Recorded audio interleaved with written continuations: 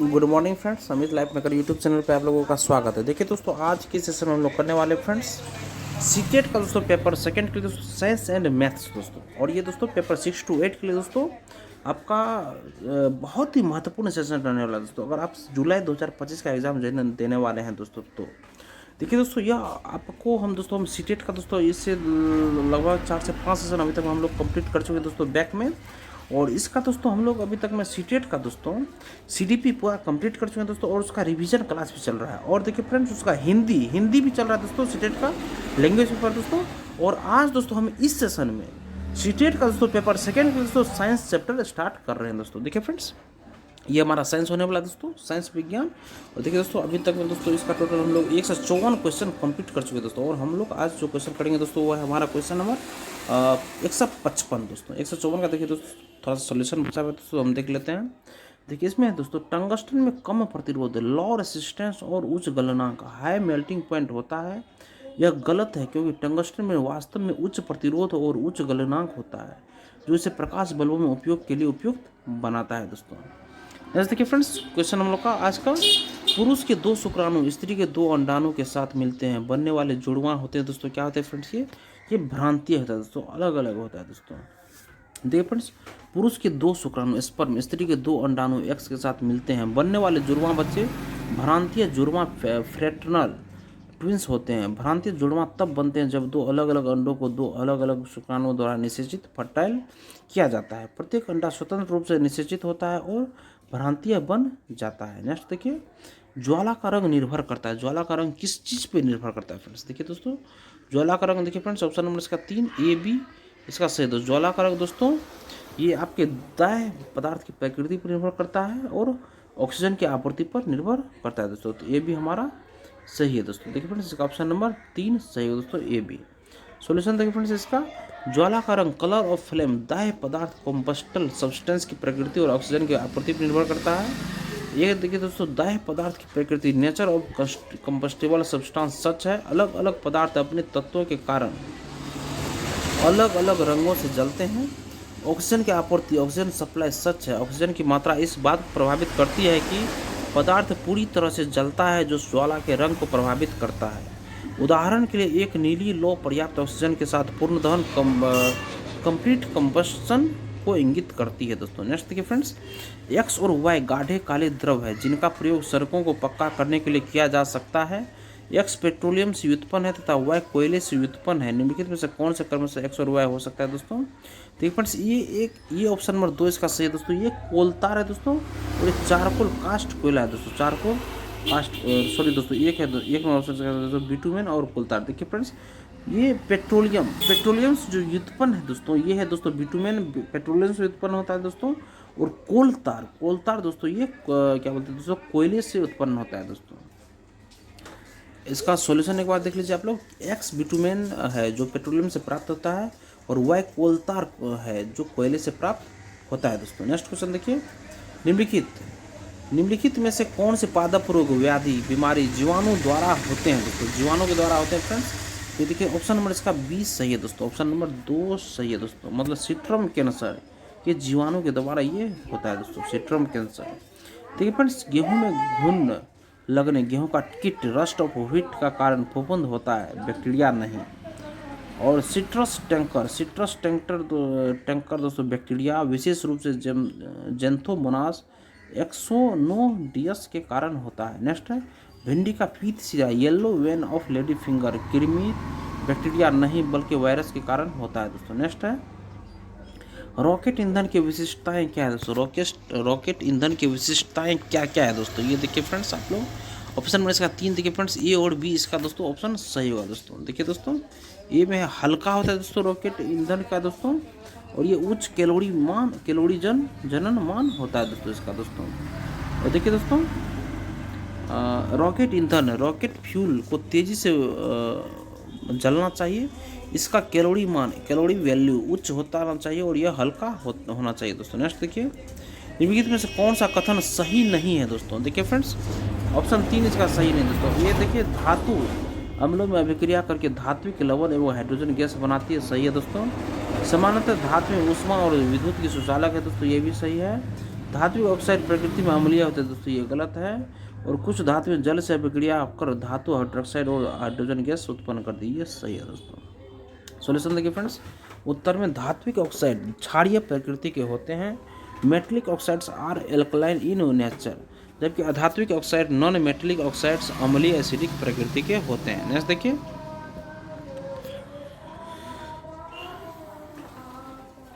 Tartaric अम्ल पाया जाता है। टार्टरिक अम्ल किस चीज़ में पाया जाता है दोस्तों? ये देखिए फ्रेंड्स, ये आपको कच्चे आमों में टार्टरिक एसिड और अंगूरों में दोस्तों ये टार्टरिक एसिड पाया जाता है। तो कच्चे आमों में और अंगूरों में टार्टरिक एसिड पाया जाता है। ऑप्शन नंबर 3 दोस्तों सही है दोस्तों। सॉल्यूशन देखिए, टार्टरिक अम्ल ये विशेषता कच्चे आमों तथा अंगूरों में पाया जाता है। खट्टे फलों जैसे नींबू, आंवला आदि में एस्कॉर्बिक अम्ल की प्रचुरता होती है दोस्तों। नेक्स्ट क्वेश्चन देखिए, सही कथन कौन सा है दोस्तों? इसमें से सुनिए दोस्तों सही कथन। देखिए फ्रेंड्स, ये देखिए, उत्तल दर्पण सीधा प्रतिबिंब भी बनाता है और उल्टा, ये गलत है।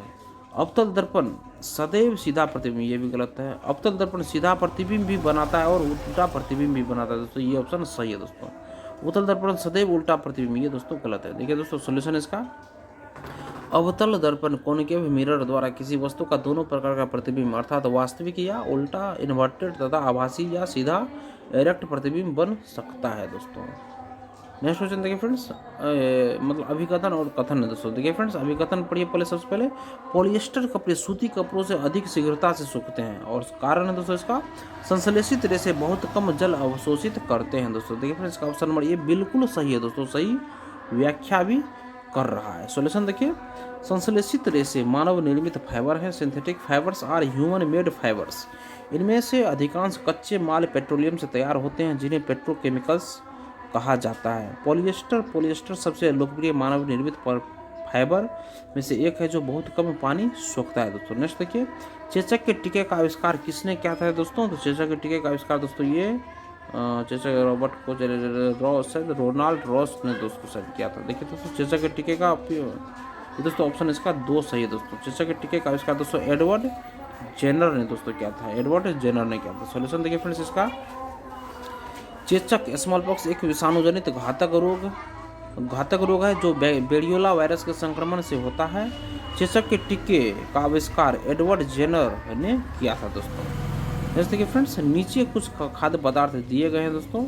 आयोडीन घोल के साथ परीक्षण करने पर उपरोक्त में से कौन सी नीला काला रंग प्रदान करेंगे दोस्तों? कौन सा दोस्तों? ये दोस्तों ऑप्शन नंबर 3 देखिए, 1 और 3 इसका सही है दोस्तों। देखिए फ्रेंड्स, एक में दोस्तों उबले और पीसे आलू में, और 3 है दोस्तों रोटी ब्रेड का एक टुकड़ा में दोस्तों, ये ऐसा मतलब परिवर्तन होगा दोस्तों। देखिए फ्रेंड्स, स्टार्च का प्रमुख स्रोत, मेन सोर्स ऑफ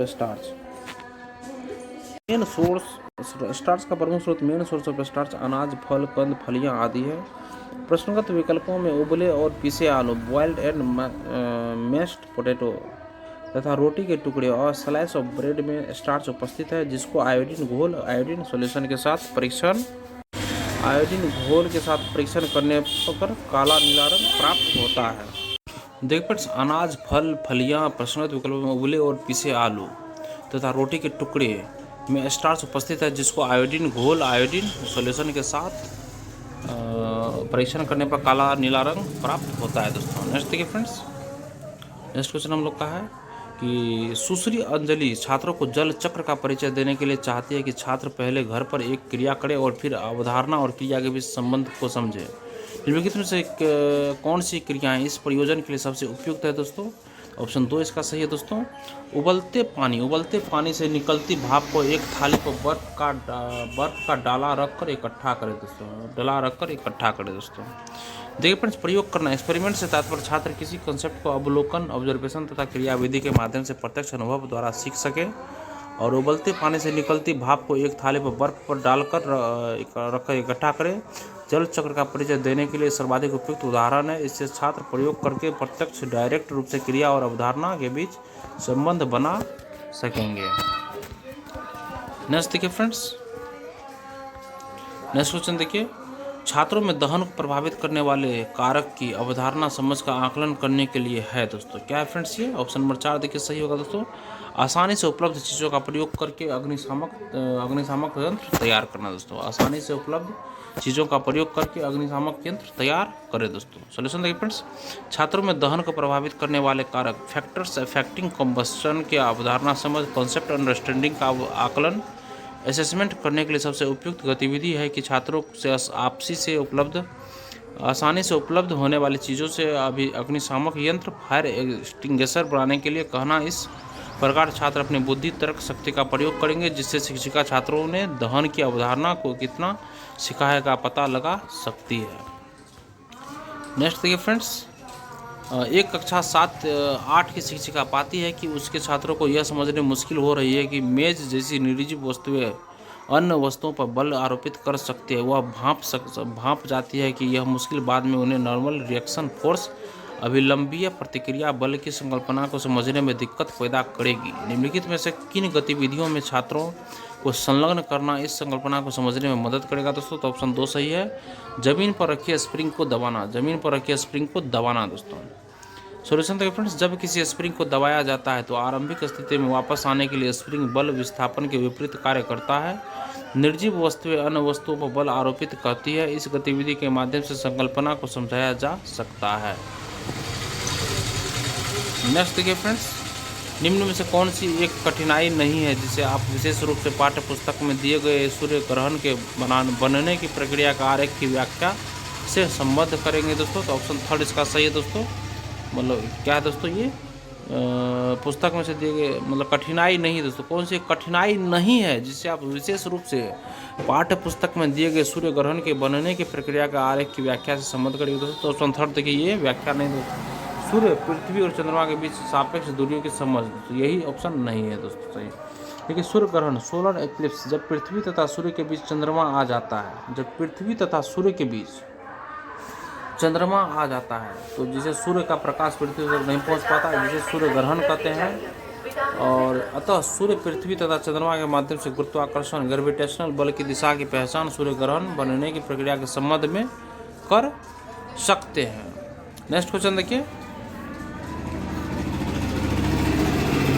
पाठ गति और समय के आरंभ में शिक्षिका अपनी छात्राओं को दूरी की मानक इकाइयों के महत्व की आवश्यकता समझाना चाहती है। इस उद्देश्य के लिए निम्न में से कौन सी क्रियाकलाप सर्वाधिक उपयुक्त है दोस्तों? तो ऑप्शन इसका फर्स्ट सही होगा। देखिए, विद्यार्थी कदमों से अपनी कक्षा की लंबाई मापते हैं और अपने निष्कर्ष साझा करते हैं दोस्तों। ये क्रियात्मक सर्वाधिक उपयुक्त है दोस्तों। छात्रों को दूरी की मानक इकाइयों स्टैंडर्ड यूनिट्स से परिचित करवाने से पहले अमानक इकाइयों से परिचित करवाना चाहिए। उनके दैनिक जीवन डेली लाइफ से जोड़कर सिखाना चाहिए, जिसे शिक्षार्थी उपयुक्त तरीके से तथा आसानी से सीख सकते हैं। नेक्स्ट देखिए, अतः जब विद्यार्थी कदमों से अपने कक्षा की लंबाई मापते हैं और अपने निष्कर्ष साझा करते हैं तो इस प्रकार की गतिविधियों के माध्यम से छात्र स्वयं करके सीखते हैं। लर्निंग बाय डूइंग है तथा दूरी के मानक इकाइयों के महत्व को समझते हैं, क्योंकि अमानक इकाई अर्थात कदमों द्वारा दूरी ज्ञात करने से प्रत्येक छात्र की दूरी अलग अलग होगी। अतः इस प्रकार छात्र यह समझ सकेंगे कि सटीक दूरी ज्ञात करने के लिए मानक इकाई स्टैंडर्ड यूनिट आवश्यक है।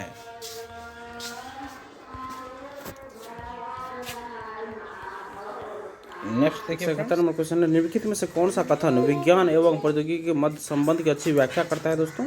ऑप्शन इसका 2 नंबर सही होगा। देखिए फ्रेंड्स, विज्ञान एक निवृत्तांत खुले सिरे का अनुसंधान है, जबकि प्रौद्योगिकी समानांतर लक्ष्य अभिमुख है दोस्तों। सोल्यूशन है फ्रेंड्स इसका, विज्ञान साइंस एक विवृत्तांत ओपन एंडेड अनुसंधान एक्सप्लोरेशन है जो नई वस्तु की खोज करता है। प्रौद्योगिकी टेक्नोलॉजी विज्ञान का उपयोग करके बनाया गया उपकरण है जिसका प्रयोग समस्याओं को सॉल्व करने के लिए किया जाता है। नेक्स्ट, अतः विज्ञान एक वृत्तांत अनुसंधान है, जबकि प्रौद्योगिकी समानांतर लक्ष्य अभिमुख ओरिएंटेड है। विज्ञान और प्रौद्योगिकी के संबंध में उचित व्याख्या करता है दोस्तों। और नेक्स्ट क्वेश्चन देखिए फ्रेंड्स, नेक्स्ट क्वेश्चन हम लोग का है कि एक शिक्षक अपने विद्यार्थियों के साथ बीजों के अंकुरण पर अध्ययन कर रहे हैं। उन्होंने विभिन्न प्रकार के कुछ सूखे बीज लिए और उन्हें भिन्न भिन्न भौतिक अवस्थाओं में रोपा। उन्होंने पौधों को देखा, मापा और कुछ समय तक उनकी वृद्धि पर चर्चा की। इस क्रियाकलाप के दौरान शिक्षक ने कुछ ऐसे प्रश्न पूछे जिनमें कई प्रक्रिया कौशलों की आवश्यकता है। शिक्षक द्वारा पूछे गए प्रश्न स्तंभ 1 में दिए गए हैं। देखिए फ्रेंड्स, उनका उपयुक्त प्रक्रिया कौशल मिलान। देखिए फ्रेंड्स, इसका ऑप्शन हम लोग देखते हैं, इनका उपयुक्त प्रक्रिया कौशल से मिलान कीजिए दोस्तों। देखिए फ्रेंड्स, विभिन्न प्रकार के बीजों में क्या अंतर है, और संप्रेषण सेकंड। देखिए दोस्तों, स्तंभ फर्स्ट को सेकंड से सुमेलित करना है हम लोग को। देखिए दोस्तों, इसका सॉल्यूशन हम लोग एक बार देख लेते हैं फ्रेंड्स। देखिए, अवलोकन का अर्थ है किसी वस्तु को प्रत्यक्ष देखकर निष्कर्ष कंक्लूजन निकालना। विभिन्न प्रकार के बीजों में क्या अंतर है, इस प्रकार की क्रिया विधियों से निष्कर्ष निकालने के लिए छात्र प्रत्यक्ष रूप से ऑब्जर्व करके बीज को अलग करेंगे। और परिकल्पना देखिए फ्रेंड्स, हाइपोथेसिस का मतलब मीन है दोस्तों कि किसी चीज़ घटना के बारे में अपने तर्कपूर्ण सुझाव, लॉजिकल सजेशन देना। जैसे तुम क्या सोचते हो कि तुम बीज अन्न की अपेक्षा जल्दी क्यों वृद्धि ग्रोथ करते हैं। ऐसे प्रश्नों में बालक अपने अनुभव, एक्सपीरियंस के आधार पर अपना तर्क रखेगा। नेक्स्ट फ्रेंड्स, संप्रेषण करना। कम्युनिकेशन से तात्पर्य बातचीत के माध्यम से सॉल्यूशन निकालना, जैसे बीजों के परिवर्तन दर्शाने के लिए चित्र, पिक्चर बनाना। नेक्स्ट है पूर्वानुमान। देखिए फ्रेंड्स, प्रिडिक्टिंग से तात्पर्य किसी स्थिति, घटना का अनुमान अपने पूर्व अनुभव, प्री एक्सपीरियंस के माध्यम से लगाना। जैसे आप क्या सोचते हैं कि क्या होगा यदि हम जल की मात्रा दोगुनी कर दें। इस प्रकार के प्रश्नों में बालक अपने तर्क तथा प्री एक्सपीरियंसेस के माध्यम से पूर्वानुमान लगाएगा दोस्तों। नेक्स्ट क्वेश्चन देखिए दोस्तों, एक जांच अभिमुख कक्षा में, इसमें कक्षा 7 का एक शिक्षक भौतिक एवं रासायनिक परिवर्तन का परिचय दे रहा है। निम्न में से कौन सा चरण अन्यों से पूर्व आएगा दोस्तों? कौन सा चरण? ऑप्शन इसका थर्ड सही है दोस्तों, कि शिक्षक छात्रों को विभिन्न भौतिक एवं रासायनिक परिवर्तनों से रूबरू कराते हैं और उन्हें उनकी समानताओं एवं विभेदों पर विचार करने के लिए कहते हैं दोस्तों। यही ऑप्शन थर्ड सही होगा दोस्तों। सॉल्यूशन देखिए फ्रेंड्स, शिक्षक छात्रों को विभिन्न भौतिक एवं रासायनिक, विद्यार्थियों को भौतिक और रासायनिक केमिकल परिचय देने के लिए सर्वप्रथम उन्हें भौतिक एवं रासायनिक परिवर्तनों के बारे में बताना, उसके बाद उन दोनों में क्या समानता तथा क्या अंतर डिफरेंट है इससे अवगत कराना चाहिए। अतः यह चरण अन्य चरणों से पहले आएगा। नेक्स्ट क्वेश्चन देखिए फ्रेंड्स, कि पाठ्य पुस्तकों के विकास की प्रक्रिया का निम्नलिखित में से कौन सा एक वांछनीय लक्षण है? वांछनीय लक्षण कौन सा है दोस्तों? तो ऑप्शन थर्ड इसका सही है दोस्तों। देखिए, पाठ्य पुस्तकों को गहन तथा व्यापक रूप से पूर्व कार्यान्वित किया जाना चाहिए दोस्तों। ये दोस्तों सही है। देखिए फ्रेंड्स, शिक्षा में 3 केंद्र बिंदु होते हैं: शिक्षक, टीचर, शिक्षार्थी, स्टूडेंट्स, पाठ्यपुस्तक, टेक्स्ट बुक। पाठ्यपुस्तक शिक्षक एवं शिक्षार्थी, टीचर एंड स्टूडेंट्स को जोड़ने का कार्य करती है। पाठ्यपुस्तक के विकास की प्रक्रिया के वांछनीय लक्षण, desirable features of the process of text book development. पाठ्यपुस्तक के शिक्षक एवं शिक्षार्थियों का मार्गदर्शन, गाइडेंस करने वाली होनी चाहिए। पाठ्यपुस्तक बालक के आयु, एज और मानसिक स्तर, मेंटल एबिलिटी के अनुरूप अकॉर्डिंग होनी चाहिए। और भाषा सरल और स्पष्ट होनी चाहिए। जानकारी प्रमाणिक होनी चाहिए। नेक्स्ट क्वेश्चन है फ्रेंड्स, देखिए इस सॉल्यूशन आया इसी का दोस्तों, हमें एक देश एक पुस्तक नियम का पालन नहीं करना चाहिए, बल्कि शिक्षण अधिगम प्रक्रिया में भिन्न भिन्न पुस्तकों का प्रयोग करना चाहिए। अतः पाठ्यपुस्तकों को गहन, इंटेंसिव तथा व्यापक रूप में पूर्व क्रियान्वित, प्री एक्सिक्यूटेड किया जाना चाहिए। पाठ्यपुस्तक के विकास की प्रक्रिया का वांछनीय लक्षण है दोस्तों ये।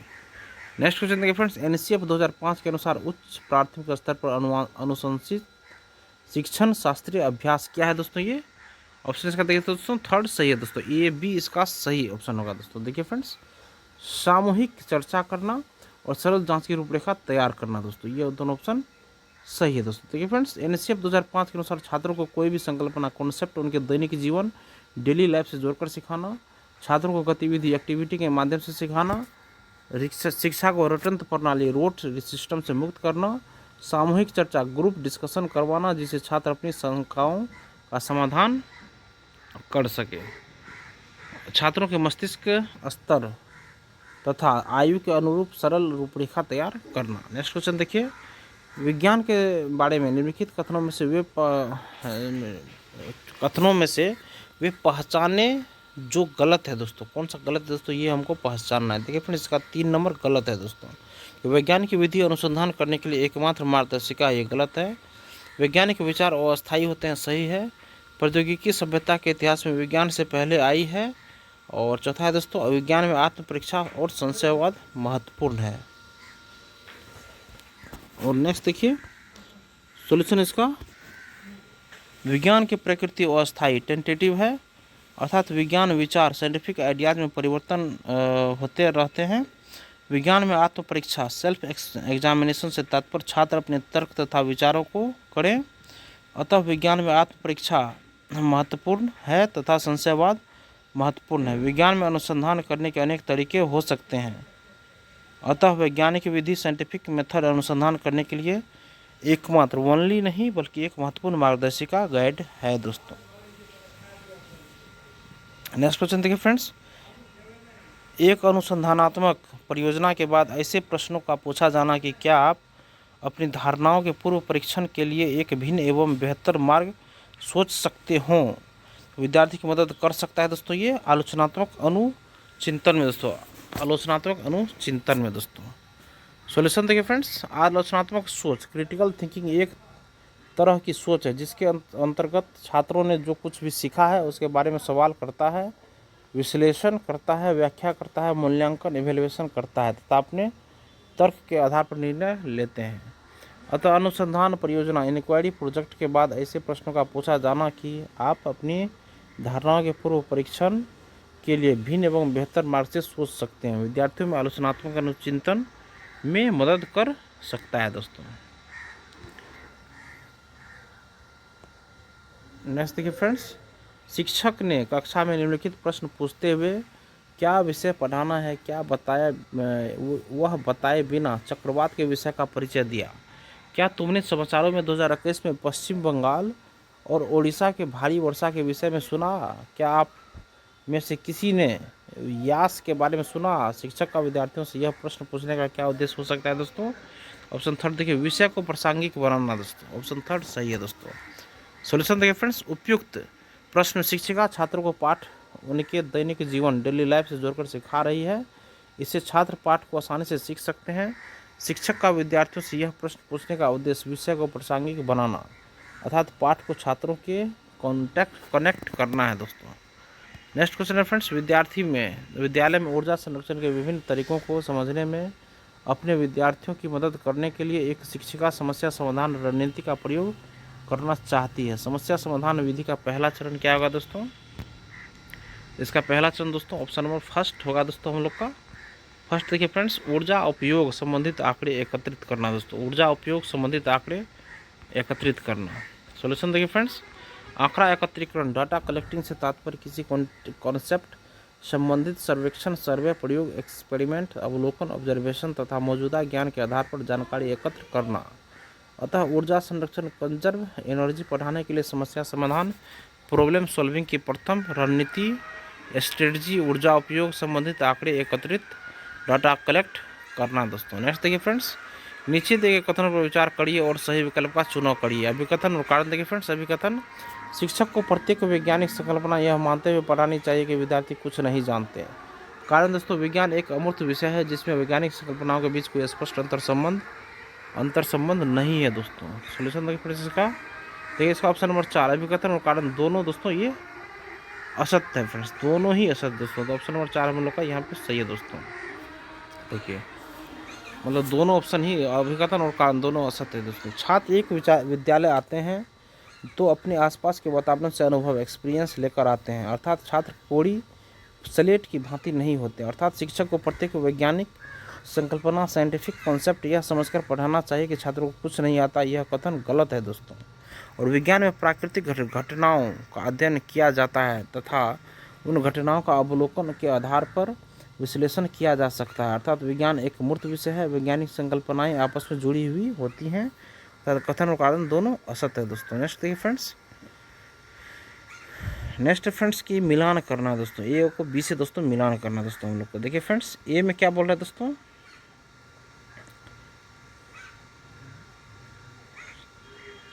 देखिए फ्रेंड्स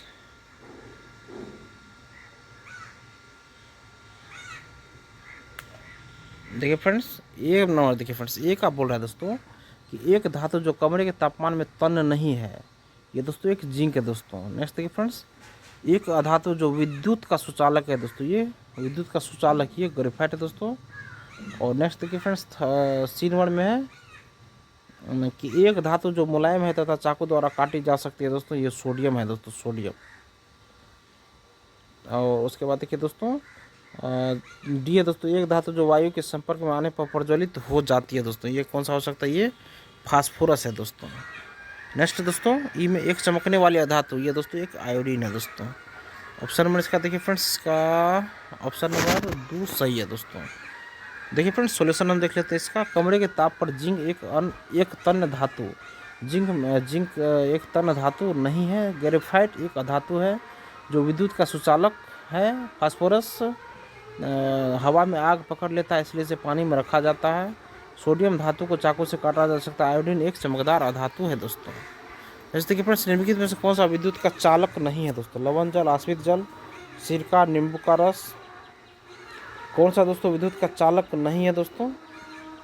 देखिए फ्रेंड्स, विद्युत का चालक इसमें से 2 नंबर ऑप्शन दोस्तों, ये विद्युत का चालक नहीं है दोस्तों। आश्वित जल विद्युत का चालक नहीं है दोस्तों, और सब दोस्तों ये सब है दोस्तों।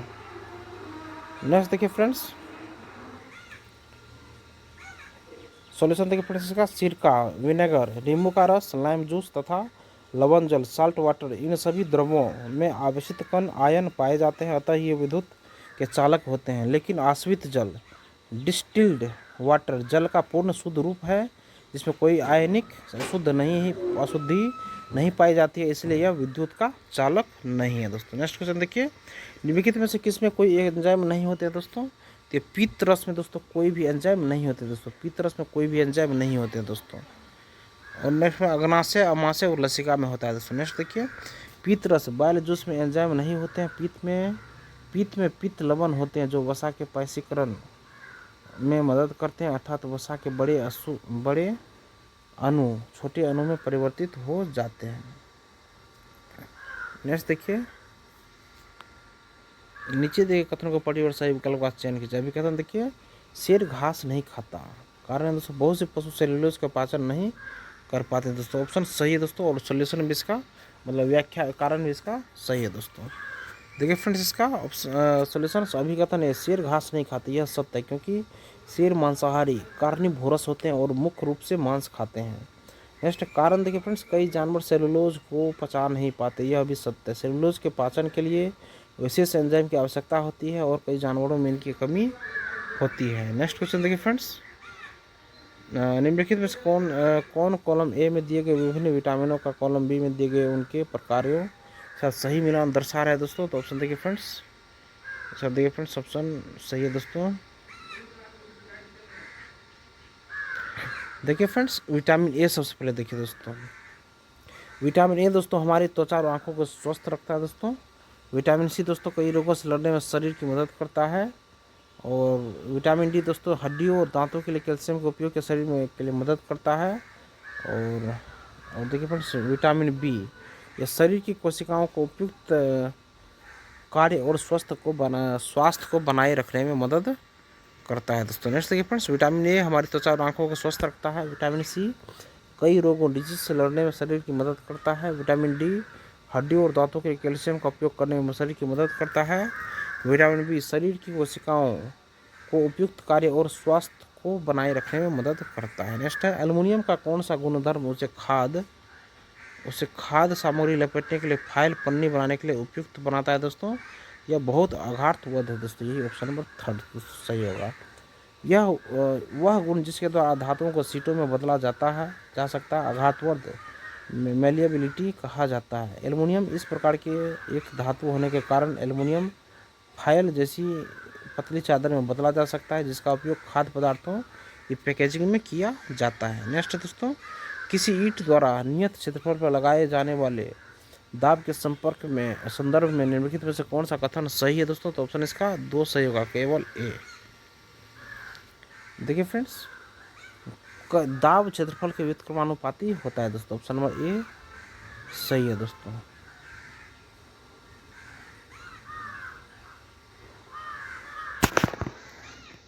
देखिए फ्रेंड्स, दाब क्षेत्रफल के व्युत्क्रमानुपाती होता है दोस्तों, और किसी ईंट द्वारा नियत क्षेत्रफल पर लगाए जाने वाले दाब के संदर्भ में कथन सत्य है।